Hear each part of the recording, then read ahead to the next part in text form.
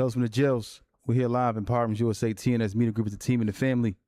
Got my counterpart here with me, Mr. Brahim Jackson. And we got a special guest here with us today. Tell the people who you are, man. Kenneth Thompson. Okay. So y'all know, man, the podcast, man, we bring up different people to speak to us about, different experiences in life. And ultimately, our ultimate goal is to spread the awareness of prison. And we're not glorifying prison in any way, shape, form, or fashion. So anyone who's thinking that is saying that, our goal is not to glorify prison. We're just sitting up here with real stories, real situations, and we just give our opinion about different stuff, so forth and so on. So, where you from, my guy? Strawberry Mansion, North Philadelphia. Can you put a mic slow close to you? Strawberry Mansion, North Philadelphia. Okay. And you already know the podcast, man. You know how we do. We speak about experiences, and I'm pretty sure you served some time. Yeah, for sure. How much time you served? I served, I've been pretty much getting booked my whole life, but 4 years ago, I came home from serving 16 years in federal prison. 16. For what? Drugs, conspiracy. My initial case was 61 kilos of cocaine, 3 handguns. I went to trial 2008, got found guilty, got sentenced to 20 years. So no deal was offered to you in the feds, or you just try to fight it? Well, you got two different deals, right? So the initial deal was it was a 25-year deal, right? I wound up going to trial and wound up beating my deal because I beat charges while I went to trial. And then afterwards, when I got sentenced, if I would have took the left turn, I would have got like 5 years. But I decided, it is what it is. Wow, so instead of getting 5, you got 16. I got 20. I just did 16 on 20. Okay, so I'm assuming the crack laws and whatever else. Well, on 20 in the feds, if you do 20, that's pretty much 17 and a half years. Okay. I did the drug program that got me a year off, would take me to 16 and a half. And then the crack law and all that gave me like a little quick 4 months or something when I was in the halfway house. I got out early. Oh, okay. Now, leading up to, your arrest, and now was this an indictment, or was it just they just picked you up? So my situation happened 06. It pretty much was like a attempted robbery, attempted kidnap situation. The house got raided or whatever, and when they went in the house, they found like an old ID with my ID on it in the crib. I had fingerprints on the scale, on the heat cellar. They put a warrant out for my arrest. About 2 weeks later, I turned myself in, and I wound up, coming out of it with a 20-year sentence. Well, these type of situations where people get time or get caught up in these situations, a lot of times we're not really too familiar with the feds and how they work. Now, were you familiar with the feds system at all, or that was just your first encounter with them? Yeah, that was my first encounter. So before then, I was pretty much county boy. I did, like me and Bro was talking, juvenile, Glen Mills, all that. At the time, I was 23 when it happened, 24 when it happened. But I wasn't familiar with the feds, but I really thought, honestly, when I was turning myself in, I kind of thought that I was never coming home. You know what I mean? But I feel like that's what my mindset was at that time, where it really didn't even matter if I was or not. But when I just felt like I ain't really care, honestly. And then by, going through the procedures of the feds, you find out the 851s, we was talking about preponderance of the evidence, the all the little guidelines and everything that they got to go over and pretty much do what they want to do with you. You said them guidelines just now, Ken Rock, that joint just sent chills to me. And I know y'all probably, the audience is watching, like, why would that send? But you got to really walk that road to understand. That's why we bring you this content at an alarming rate to let you know, stay out of jail, man. What you just heard this man say, 851s and all that, they know how to break down and give you codes to take away your whole life, man. Yeah. Exactly. And then, well, me personally, I never did any Fed time, but I've witnessed the type of destruction, and I heard the stories of the feds and how they come and what happens when the feds get involved. And a lot of times when the feds get involved, the feds come to get you. You're going to do some time 9 times out of 10, especially if they got to do with guns and drugs. You're going to be away for some time. So that's what I learned from actually seeing it happen. Now you get sentenced, right? And they give you your time in months. And how long did it take for you to add the months up? Well, it didn't take me long. That's like a little joint. You know what I mean? People think. I got 240 months. But the thing about when I got the tick or whatever, I got 240 months. But the thing is, I could have got more. You understand what I'm saying? Mm-hmm. But I wound up spanking the 924C, spanking the 922G. 924C is pretty much when you got drugs and guns moving together. Mm-hmm. And they had that because at first it was the shooting that got throughout. So the 922G is when you're a convicted felon in possession of a firearm. Mm-hmm.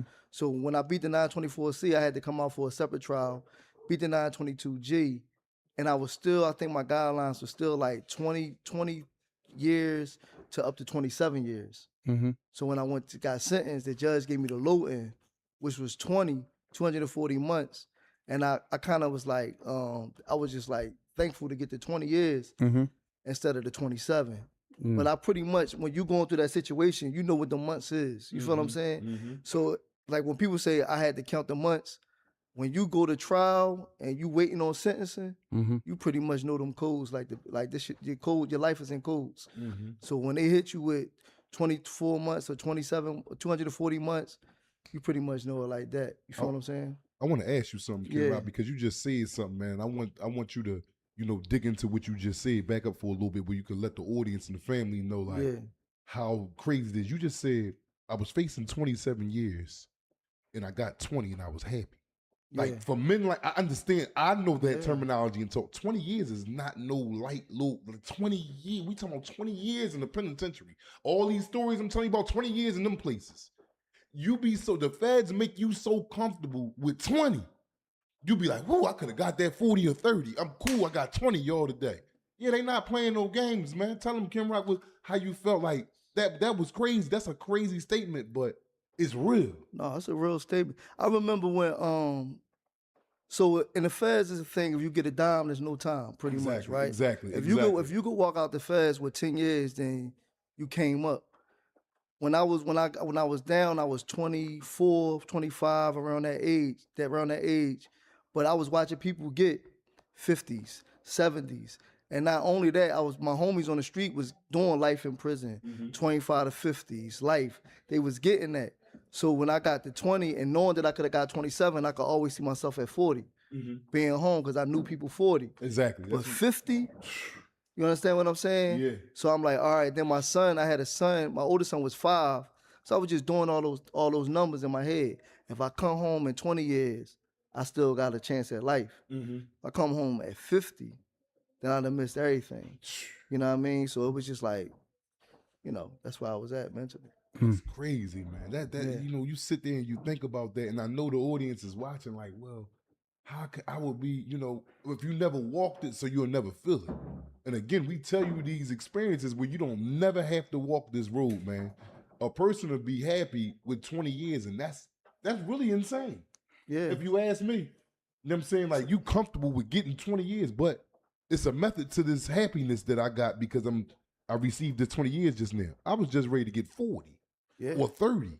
But 20 years is still an extraordinary amount of time, bro. Yeah, you gotta remember when I turn myself in, I'm thinking that I'm never coming home. Right. Like, that's my mindset. Like, all right, I'll probably never come home. Because I don't know how the feds work, but I know it's a lot of work on the back end that I'm turning myself in for. You feel what I'm saying? You turned yourself in? I turned myself in. Oh, so he was looking for you? They was looking for me. How did you find out they was on to you? So when they hit everything, I was like on the front page of the paper, all that. Okay. So when they hit the crib, it was like on a $6 million drug stash and all that. They pumped it up, but it was a lot of work still. Right? Actually, man, how they find you had an informant? No. So what happened was, I don't know if you remember like 06, that you remember that feeling. It was a lot of like kidnapping, trunking, like that was the thing right there. A situation that happened or whatever, and they was trying to comfort one of my folks or whatever. So like a shootout or whatever had happened in the back of where the crib was at. Then the law ran in the crib and found the work in the crib. You know what I'm saying? When they found the work in the crib, I had an ID in that crib. And then when they swept the crib, I had fingerprints on the heat sealer and fingerprints on the glass. Then they put the warrant out for me. When they put the warrant out for me, they put the warrant out as if the crib was mine and everything in it was mine. So at first I was on a run, like, you know, I went out in New York and this and the third, but I still remember the feeling of like, if you ever been on a run, like really like on a run, Mm-hmm. it's like you damn near not even alive. You feel what I'm saying? Like, Yeah, it's you, uncomfortable. yeah, you just moving in fumes, like, and then at the time you just getting high, smoking. You can't really holler at anybody. You feel what I'm saying? Yeah. And then what happened was for me was I remember my mom and them called me. I had my young boy had my number. He was the only one that had my number. Like you throwing your phone out the car. Remember they used to, if you keep your battery in your phone, they could find it. Yeah. That's around that area. Mm-hmm. So my mom and my dad had called me like 3 in the morning from a payphone and just asked me to turn myself in. They was hitting my mom crib, my grandma crib, and I just said, F it, I'm gonna do it. Mm. And I went and turned myself in. Joe Santa Guida office right there on Broader Sansom before he passed away. I remember like yesterday. Turned myself in December the 4th, 2006. We went up to they was looking for the district office was up there. Since they having the Oxford Circle, Mm-hmm. we was up there, you know, the joint up there all the way up northeast, they got police district up there by Exactly, the airplane joint. Mm-hmm. I Yeah. think this is what you was telling me about before. Mhm, I don't know where it's at though. But Yeah, right there by that airport, Northeast Airport. I remember I turned myself in, and I remember when I turned myself in, that's where I was at. I had bought a pair of Air Forces, cut the hole in them, put some Xannies in the sole, put some tobacco in the sole. Cause I know that, you know, when you go to the district, Mhm. you know, the district is the hardest part of getting booked. Exactly. But I made sure I never popped the pill before until I knew the detective was gonna come see me because I seen too many people pop pills and sign high.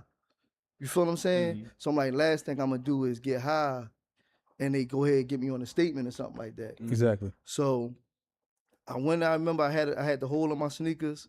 I go in. Then when I went in, they was like running around frantic. Then the dude called me in, white boy, I guess he was a fed, whatever the case may be. And he was like, you ain't got nothing to tell us? I'm like, no, I ain't got nothing to tell you. I had the card, you know, the lawyer give you the card. Mm-hmm. If you got any questions, get it the card. So I gave him the card. He's like, that's how you playing? I'm like, yeah, that's what I'm on. And he was like, well, you know you ain't never coming home, right? I said, I kind of figured that. That was my last time ever talking to an agent. Mm. Right there. I went into the district. I went into the cell. How old was you again? Not to cut you 24. off. 20. You was a child. And I was a kid. I was like 130 pounds. Mm. And then, like, that's another thing. Like, not only I'm 130 pounds running from the feds, but I'm in the paper for all this work, 61 joints, all this money.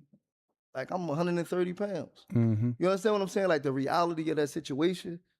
It was a heavy situation to be in because not only are you running for the feds, now you running from everybody.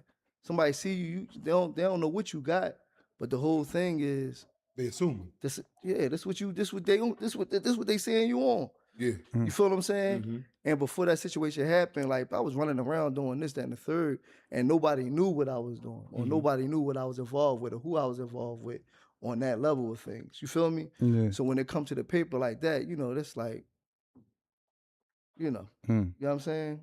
Yeah. Wow.